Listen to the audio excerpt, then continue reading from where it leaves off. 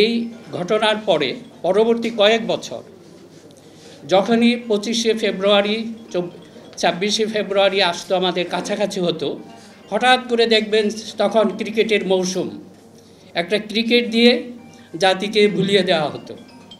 এ কারণেই আমি ব্যক্তিগতভাবে আমাদের এই শহীদদের প্রতি একটু দরদ বা সেই আবেগকে দেখানোর জন্যে আমি কিন্তু এরপর থেকে আর কোনো ক্রিকেট খেলা দেখি না। ক্রিকেট নিয়ে আমি একটা শব্দ উচ্চারণ করি না। দুই একজন যে খুব বিখ্যাত ক্রিকেটার, দুই একটা নাম যে জোর করে কানে আসে, আমি একজন ক্রিকেটারের নামও বলতে পারবো না। তো এই জন্যে এই কারণটা ছিল যে আমাদেরকে হয়তো এক ধরনের মিঠাই খাইয়ে, যে আপনারা অনেকেই বলেছেন যে এই যে ফ্যান্সি ডিল আসে, আমাদের যুব সমাজের একটা অংশকে এই ফ্যান্সি ডিল খাইয়ে হয়তো অবশ করে রাখা আছে। এরা দেশ জাতি এগুলি নিয়ে কিছুই ভাবে না। যাদের কিছু অবশিষ্ট আছে তাদের মধ্যে আমার কাছে যে মনে হয়েছিল এই জাতীয় কিছু মিঠাই খাইয়ে, যে আমাদের ক্রিকেট, আমি ক্রিকেটের বিরোধী না, আমার এই আবেগের এগেনস্টে ক্রিকেটকে দাঁড় করানো হয়েছিল। এই সব ব্যাপারগুলি যারা করেছে, আমি অনুরোধ করব তদন্ত কমিশনকে এই ব্যাপারগুলি আপনারা একটু খেয়াল রাখবেন। এই বিচার শুধু কয়েকজন ব্যক্তির বিচার হলেই চলবে না, সমস্ত সিস্টেমের।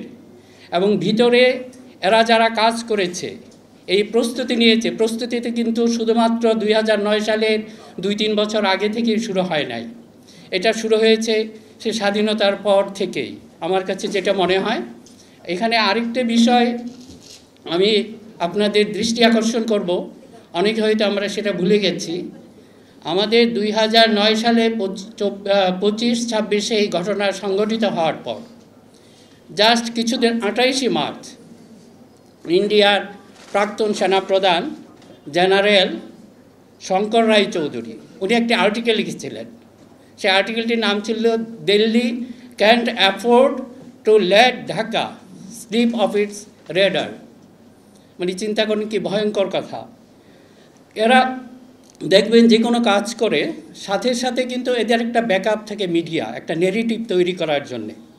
আর আমাদেরকে কেন যেন একটা কম আইকিউ সম্পন্ন জাতি হিসাবে তারা কনসিডার করে, সাব হিউম্যান লেভেলের কোনো হিউম্যান বিং, মানে এক ধরনের এই ধরনের চিন্তা থেকে এরা কাজ ঘটাবে এবং সাথে সাথে কিছু নেগেটিভ ছড়িয়ে দেবে। আপনারা যদি সেই আর্টিকেলটা পড়েন, এখনও সেটা আমি কমিশনকে অনুরোধ করব, এটা নিয়ে একটু আপনারাও একটু স্টাডি করবেন, গবেষণা করবেন, একাডেমিশিয়ান যারা আছেন, সাংবাদিক যারা আছেন, এই বিষয়টি নিয়ে দেখেন, তাহলে কিন্তু অনেক কিছু বেরিয়ে আসবে। ওই আর্টিকেলে ঘটনা সংঘটিত হয়েছে ফেব্রুয়ারি মাসে শেষ দিকে। উনি 28শে মার্চে কিভাবে আমাদেরকে নির্দেশ করে এই ঘটনার পেছনে কারা, এতে স্পষ্টভাবে প্রমাণিত হয় এদের সমস্ত সাজানো। এটা কিন্তু আপনারা যারা সামরিক বিশেষজ্ঞ আছেন ব্যাপারটা একটু খেয়াল রাখবেন, কারণ এটা খুবই ইম্পর্টেন্ট। দেখেন এরা কি করে আমাদের, ওরা বলে দেয় মানে চিলে কান নিয়ে গেছে। দেখেন এদের বৈশিষ্ট্যটা কি। আমরা করি কি, কানে হাত না দিয়ে ওই চিলের পিছনে দৌড়ানো শুরু করি। এবং এই কাজটুকু কারা করে, আমাদের দেশের ভিতরেও আছেন যারা তাদেরকে সহযোগিতা করেন, আর বাইরে থেকে তারা তা আছে। এখন পর্যন্ত এই যে আমরা ঠিকভাবে চিন্তা করতে পারি নাই, আমরা আইডেন্টিফাই করতে পারি না, আমরা বলতে ভয় পাই। আমাদের মানে যে স্বাধীনতা সার্বভৌমত্বের যে কথা আপনারা বলেছেন, এটার এক ধরনের ইন্ডিকেটর আছে। ওরা করেছে কি, আমাদের সেই যে বোধটা, স্বাধীনতার সার্বভৌমত্বের যে বোধ বা ফিলিংসটা, এটাকে একটা দিকে মনে হয় এরা স্থির করে ফেলেছে, যা আমাদের শত্রু শুধু একটা দিকে থেকে আসবে। এটা যেন শত্রু যেদিকে আসে, এটার হওয়া উচিত ছিল এটা ঘুরে দাঁড়াবে। শত্রু যেদিকে সে যেই হোক, সে ইন্ডিয়া হোক, সে পাকিস্তান হোক, সে বার্মা হোক, কিন্তু আমাদের এটাকে একটা জায়গায় দেখেন এরা স্থির করে ফেলেছে। যেমন একটু ঝংকার পড়ে না, যে রাশ করে ফেলছে, সে আমাদের এটা রিভলভ করে না, সেই ফিলিংসটা। এইগুলি করার পরে কিন্তু এরা এই সাহসটা করেছে। এরা জানে, এরা পেছন থেকে কাজ করেছে, এরা জানে আমরা একটা দিকে হঠাৎ করে, এই যে আমাদের মিডিয়া যেগুলি আছে, এই জন্য এদেরকে বলি সবচেয়ে বড় ডেভিল। আমাদের যারা এখানে আছেন প্লিজ আপনারা মাইন্ড করবেন না, আমি সবাইকে বলছি না, কিন্তু এইটাকে আমাদের খেয়াল রাখতে হবে। আমরা যদি এই দিকে কিছু এটাকে অ্যাড্রেস না করি, এইটার সমাধান না টানি, তাহলে কিন্তু আবার একই জিনিস রিপিট করবে। আমরা শুধু এই কয়েকজনের বিচার চায় না, পুরো সিস্টেম এটা যেন এমনভাবে করতে হবে আর এই ধরনের কেউ সাহস না পায়, আর শত্রুকে সেটা হুঙ্কার দিতে হবে। আমরা যে ধরনের মিনমিনে নাসির ভাই যে কথাগুলি বললেন, যে উপদেষ্টারা আছেন বা অন্যান্যরা, আপনারা মনে হয়েছে ওনারা এক ধরনের প্রমোদ ভ্রমণে বা এক ধরনের এসেছেন, কোনো সব কথাগুলি মিনমিনে বলেন, এটা তো আমরা আশা করি নাই বর্তমান সরকারের কাছে। যে কথা বলেছেন, হ্যাঁ ডক্টর ইউনূস সরকার ফেল হোক সেটা আমরা চাই না, এই কমিশন ফেল হোক সেটাও আমরা চাই না, কিন্তু আমরা চাই কিন্তু আপনারা ঠিকভাবে কাজ করেন। এটা যদি না করেন আমরা কিন্তু চুপ করে বসে থাকবো না। আর মিডিয়া বা সুশীল সমাজ, আমি সবাইকে অনুরোধ করব, এটা ওনাদের পক্ষে সম্ভব না।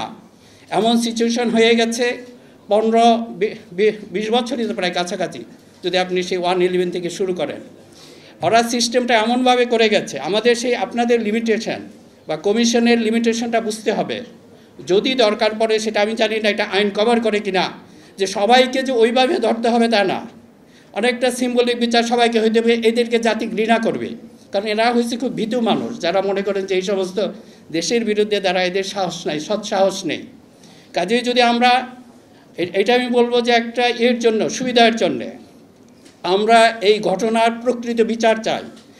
এখানে 2-1 জন বা উপরে টপ লেভেলে তারা মানে যেটা বড় পানিশমেন্ট সেটা পাবে, ছোটো যারা আছে এই ধরনের হয়তো এক ধরনের অ্যাসুরেন্স দেন, তাতে হয়তো রাজসাক্ষীর মধ্যে কেউ যদি বেরিয়ে আসে তাকে হয়তো বিচার লঘু করা হবে বা অন্য কিছু করা হবে।